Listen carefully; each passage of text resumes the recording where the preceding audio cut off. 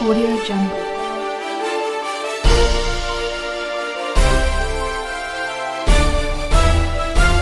Audio Jungle.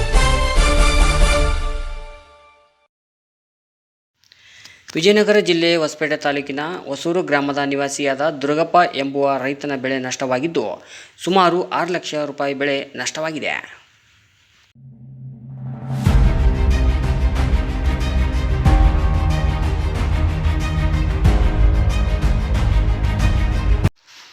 ಬುಧವಾರ ರಾತ್ರಿ ಸುರಿದ ಭಾರೀ ಮಳೆಗೆ ಅಪಾರ ಬೆಳೆ ನಾಶವಾಗಿದ್ದು ನಗರದ ಹೊರವಲಯದ ಗ್ರಾಮಗಳಾದ ಬಸವನದುರ್ಗ, ಹಿಪ್ಪಿತೇರಿ, ನರಸಾಪುರ, ನಾಗೇನಹಳ್ಳಿ, ಹೊಸೂರು, ಕಳ್ಳಿರಾಂಪುರ, ಬೆಳಗೋಡು, ಮುದ್ಲಾಪುರ, ಚಿತ್ತವಾಡಗಿ, ಮಾಗಣಿಗಳಲ್ಲಿ ಬಾಳೆ ಬೆಳೆ ನಾಶವಾಗಿದ್ದು ರೈತರಿಗೆ ತುಂಬಲಾರದ ನಷ್ಟ ಉಂಟಾಗಿದೆ.